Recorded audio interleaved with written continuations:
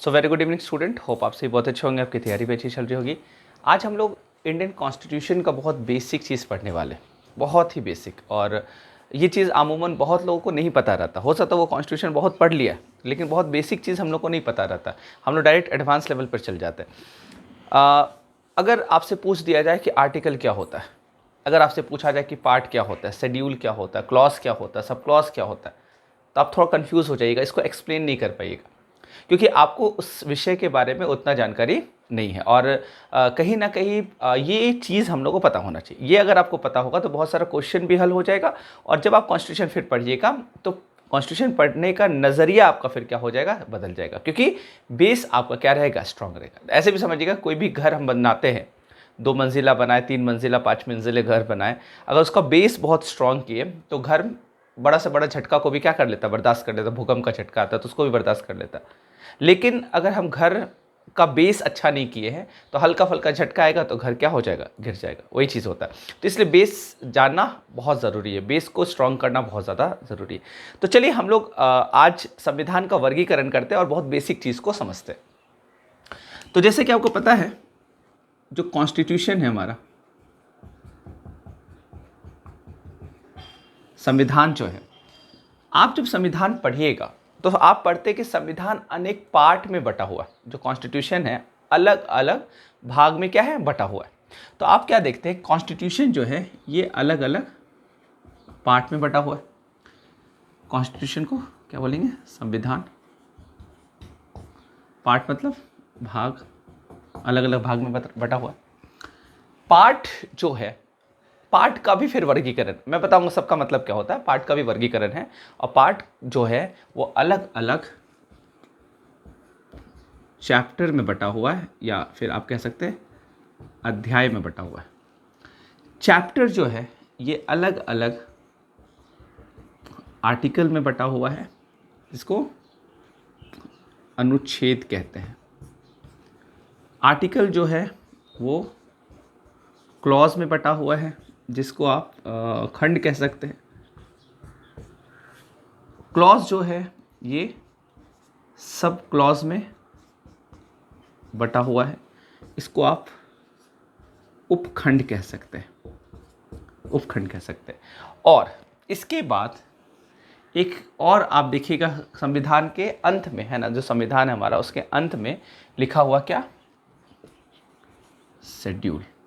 क्या लिखा हुआ, शेड्यूल, अनुसूची, है ना, शेड्यूल या अनुसूची। तो आप तो अनुसूची हम लोग देखेंगे बाद में, पहले इसका वर्गीकरण, ये संविधान का जो अलग अलग वर्गीकरण है, भाग का वर्गीकरण है, इसको आज हम लोग पहले समझते। बहुत बेसिक चीज़ है, मैं बहुत बेसिक लैंग्वेज में आपको समझाने वाला हूँ, और एकदम क्या बोला जाए, आसान भाषा में, सरल भाषा में।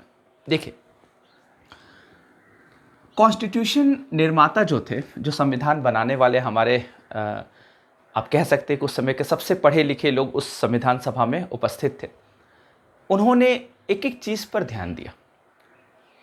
वो विषय बहुत छोटा हो या विषय बहुत बड़ा हो, वो मायने नहीं रखता। हर एक विषय के हर एक पहलू पे वो डिबेट डिस्कशन करते थे, तब जाकर उसको संविधान में जगह मिलता था। अब देखिए, अगर आप देखिएगा संविधान का वर्गीकरण, तो आप देखिए कितना साइंटिफिक तरीके से उसको डिवाइड किया गया। जैसे आप पढ़ते हैं सिटीजनशिप, नागरिकता, तो नागरिकता आप पढ़ते तो आर्टिकल 5 से लेकर के आर्टिकल 11 तक नागरिकता के बारे में पार्ट 2 में दिया गया। कॉन्स्टिट्यूशन के पार्ट 2 में भाग 2 में अगर पढ़िएगा तो उसमें नागरिकता लिखा है। अगर आप पार्ट 3 पढ़िएगा तो उसमें क्या लिखा है, मौलिक अधिकार, फंडामेंटल राइट। तो पार्ट 3 में आप देखिएगा 12 से लेकर के 35 तक, जिसमें 14 से लेकर के 32 तक हम लोग का राइट के बारे में चर्चा किया गया। देखिएगा, हमारे संविधान निर्माता ने, इससे आपको ये पता चला कितना वैज्ञानिक तरीके से डिवाइड किया। ऐसा नहीं है कि जब आप पढ़ते हैं आज कि equality before law and equal protection of laws, article 14 पढ़ते हैं, तो आप पढ़ते हैं आर्टिकल 14 में भाग 3 में लिखा है। अब पता चला जो अगला आर्टिकल आप 15 में आज पढ़ते हैं कि धर्म जाति के आधार पर किसी भी पब्लिक प्लेस पे भेदभाव नहीं किया जाएगा, अब उसको पता चला कि 44 आर्टिकल में दे देते। अब अवसर की समानता है तो उसको पता चला किसी और आर्टिकल 48 में दे देते। अस्पृश्यता का अंत है, जो अनटचेबिलिटी, उसको आप दे दिए आर्टिकल 300 में डाल दिए। मतलब तब क्या होता है कि तब आप फंडामेंटल राइट कैसे पढ़ते हैं, कुछ को 14 में पढ़ रहे हैं, कहीं पे कुछ और आर्टिकल में पढ़ रहे, मतलब अलग अलग बिखरा हुआ। तो हमारे संविधान निर्माता ने क्या किया, एक विषय को, एक जैसा विषय को एक जगह इकट्ठा करके रखा। अगर आप नागरिकता पढ़ने वाले तो उसका एक भाग है, उस पूरा भाग को पढ़िए, आपको नागरिकता समझ में आएगा। आप फंडामेंटल राइट पढ़िएगा तो उसका भी अपना एक भाग है। Directive principle of state policy पढ़िएगा तो उसका भी अपना भाग है। फंडामेंटल ड्यूटी पढ़िएगा तो उसका भी भाग है ना। संघ का शासन, राज्य का शासन, कैसे राष्ट्रपति कैसे काम करेगा, है ना, राज्यपाल कैसे काम करेगा, मुख्यमंत्री का क्या, तो वो सारा चीज़ क्या है, अलग अलग जो विषय है उसको इकट्ठा किया गया। और जो इकट्ठा किया गया, अलग अलग विषय को इकट्ठा करके उसको एक पार्ट बनाएगा, उसी का नाम दिए हमारे संविधान निर्माता, क्या, पार्ट। उसी को क्या बोलते हैं, भाग। तो भाग क्या है, भाग जो है, अब संविधान तो बहुत बड़ा है, अब कॉन्स्टिट्यूशन में हम इधर उधर तो लिख नहीं सकते थे, तो सबको इकट्ठा किया गया, एक जैसा विषय को इकट्ठा करके अलग अलग भाग बनाए गए। और मूल संविधान में 22 भाग बनाए गए थे। तो 22 भाग में पूरा आपको देखने को मिलेगा, अलग अलग 22 भाग क्या है, अलग अलग विषय के बारे में बताता है। वर्तमान में भाग की संख्या बढ़कर कितनी हो गई, 25 हो गई। तो आप देखिएगा 25 भाग जो है वर्तमान में, उसमें क्या है, अलग अलग भाग में अलग अलग चीज़ लिखा हुआ है। जैसे मैंने बताया भाग 2 में सिटीजनशिप है, तो 3 में क्या है, नागरिकता है ना, 4 में क्या है, डीपीएसपी है, और 4 का ये तो बाद में जुड़ा है, इसमें क्या है, फंडामेंटल ड्यूटी। ऐसे करके अलग अलग भाग को बांटा गया। तो भाग जो है, पार्ट जो है, ये क्या किया, ये अब संविधान एक किताब हमने दस्तावेज बनाया, उस दस्तावेज में जहां मन तहा कुछ भी लिख देते, तो फिर कहीं ना कहीं वो तरीका नहीं हो पाता, और वो स्टडी करने में बहुत ज़्यादा प्रॉब्लम आता। तो इसलिए हम लोग तरीके से लिखने के लिए उसको क्या किए, भाग बनाए। ठीक है, अच्छा, अब भाग जो है, पार्ट जो है, कुछ कुछ पार्ट जो है बहुत छोटा है, पार्ट 1 छोटा है, पार्ट 2 भी छोटा है, लेकिन कुछ पार्ट जो है वो बहुत ज़्यादा बड़ा है। जैसा पार्ट 5 है, पार्ट 6 है, ये सब बहुत बड़ा है। तो अब भाग जब बहुत बड़ा हो गया, बहुत विशाल हो गया, तब हमारे संविधान निर्माता ने डिसाइड किया कि इस पार्ट का भी वर्गीकरण किया जाएगा, भाग का भी वर्गीकरण किया जाएगा, भाग को भी अलग अलग हिस्से में क्या किया जाएगा, बांटा जाएगा। और भाग को जब वर्गीकरण किया गया तो उसको हम लोग कहते हैं चैप्टर या अध्याय। याद रखिए कि ये भाग के अंदर होता है, बात समझ पा रहे हैं। जैसे भाग 1 में, भाग 2 में, भाग 3 में, ये सब में आपको अलग अध्याय नहीं मिलेगा। ऐसा नहीं कि अध्याय, चैप्टर जो है वो हर भाग में है, हर पार्ट में चैप्टर नहीं है, लेकिन कुछ भाग ऐसा है जहाँ पे चैप्टर है जो कि बहुत बड़ा है। जैसे पार्ट नंबर 5। तो पार्ट 5 में आप क्या पढ़ते हैं, संघ का शासन दिया गया वहाँ पे, कि यूनियन गवर्नमेंट जो होगा वो कैसे शासन करेगा, उसके बारे में सारा व्यवस्था दिया गया। तो अब इसमें अलग अलग है, आप देखिए इसमें राष्ट्रपति भी पढ़ना है, इसमें उपराष्ट्रपति भी पढ़ना है, इसमें संसद को भी पढ़ना है, इसमें आपको सुप्रीम कोर्ट भी पढ़ना है, इसमें आपको कैग को भी पढ़ना है, तो अलग अलग चीज़ को आपको पढ़ना है। तो इसमें क्या किया गया, सुविधा के लिए भाग में अब चूंकि अलग अलग विषय है, तो अब इसको क्या किया गया, अध्याय 1, उसमें कार्यपालिका, एग्जीक्यूटिव लिख दिया गया। पार्ट 5 अगर आप पढ़िएगा तो आप पार्ट 5 जब देखिएगा तो पार्ट 5 में आप चैप्टर 1 है ना, उसमें क्या लिखा हुआ है, अध्याय 1, फिर अध्याय 2, फिर अध्याय 3, ऐसा करके लिखा हुआ है। तो वहाँ पे क्या हुआ, इसका मतलब क्या हुआ है कि अब अध्याय 1 जो है इसमें क्या है, कार्यपालिका है ना, मतलब राष्ट्रपति के बारे में इसमें वर्णन किया गया।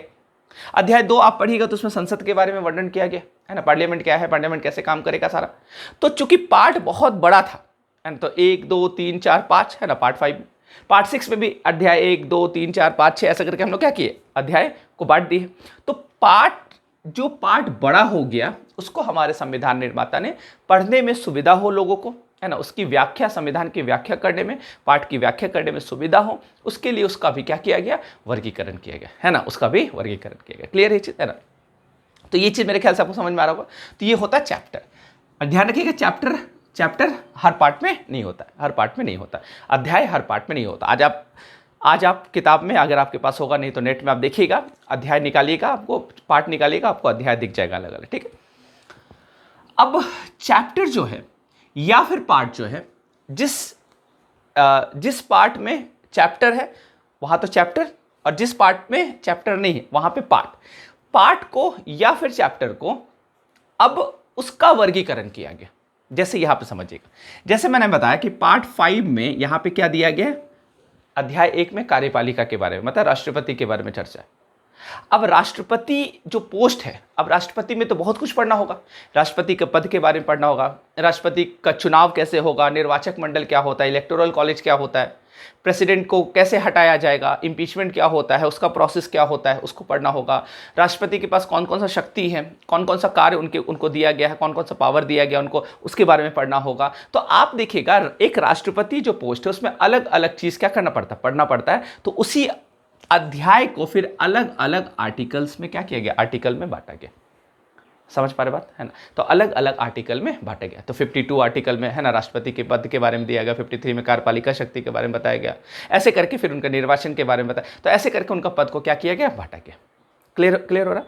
तो ऐसे जैसे पार्ट 3 आप पढ़ते है ना, पार्ट 3 पढ़ते हैं। अब पार्ट 3 में आप पढ़िएगा 6 मौलिक अधिकार दिया गया है ना। पार्ट 3 में 6 मौलिक अधिकार। अब 6 मौलिक अधिकार जो दिया गया, जैसे फंडामेंटल राइट है, राइट टू इक्वलिटी।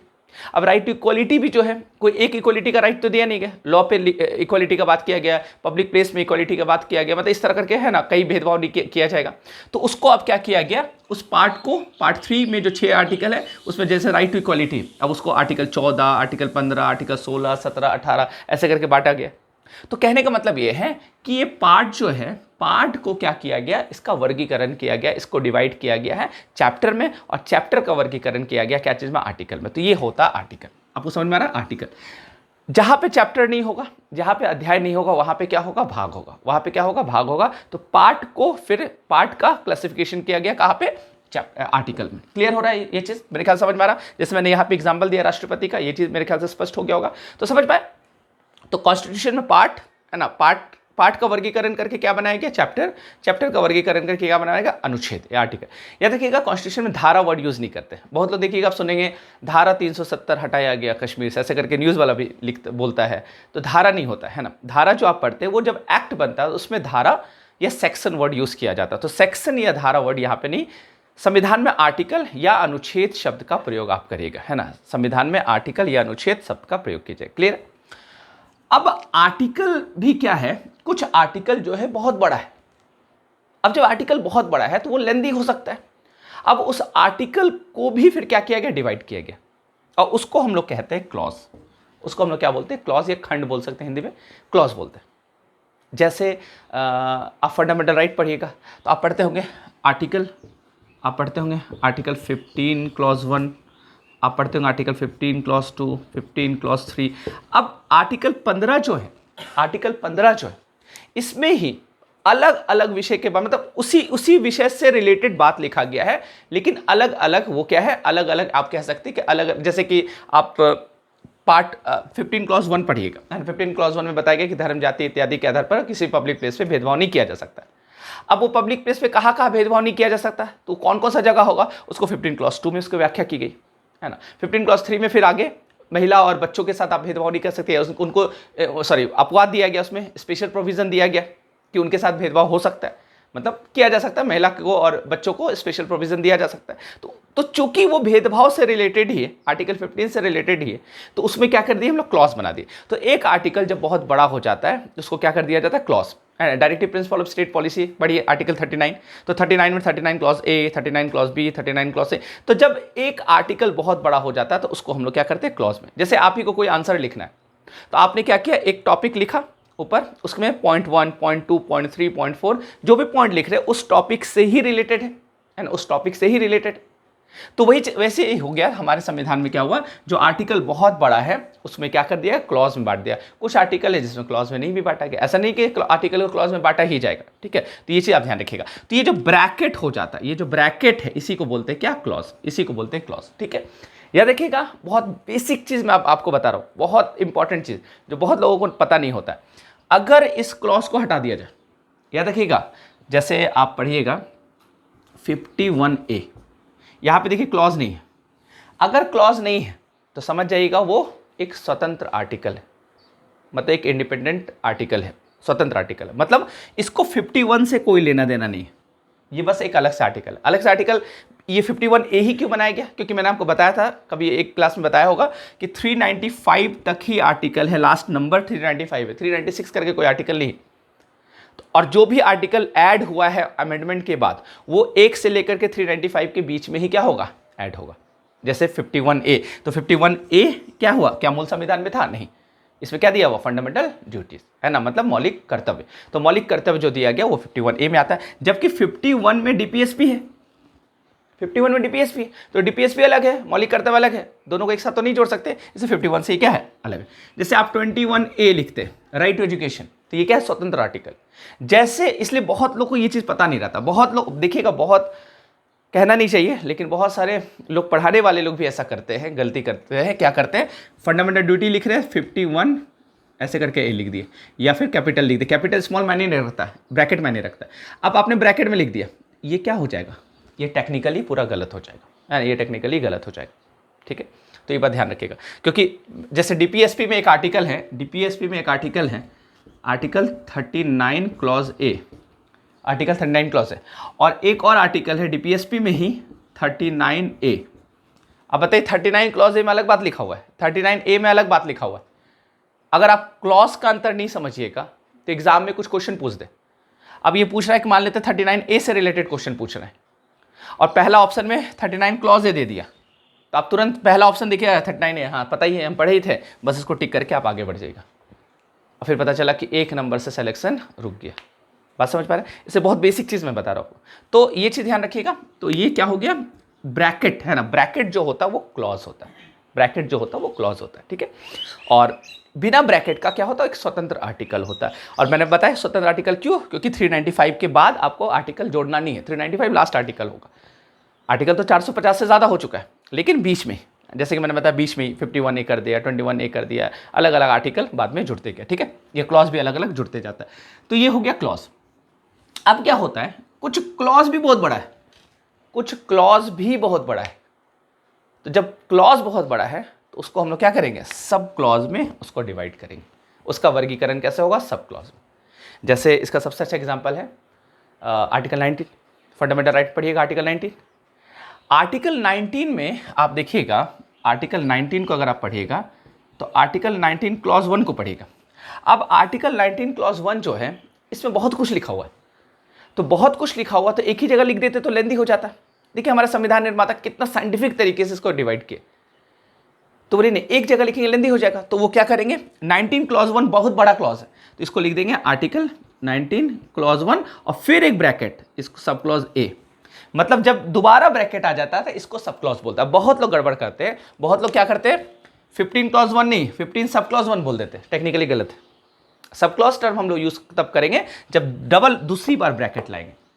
तो यहां पे हम लोग क्या बोल रहे हैं? 19 क्लॉज 1 सब क्लॉज ए, फिर 19 clause 1 sub clause B, 19 clause 1 sub clause C D E, है ना। तो आप समझिएगा यहां पे जो बताया गया है 19 क्लॉज 1 सब क्लॉज ए, इसमें क्या बताया? Right to freedom of speech and expression, बोलने की आज़ादी है ना।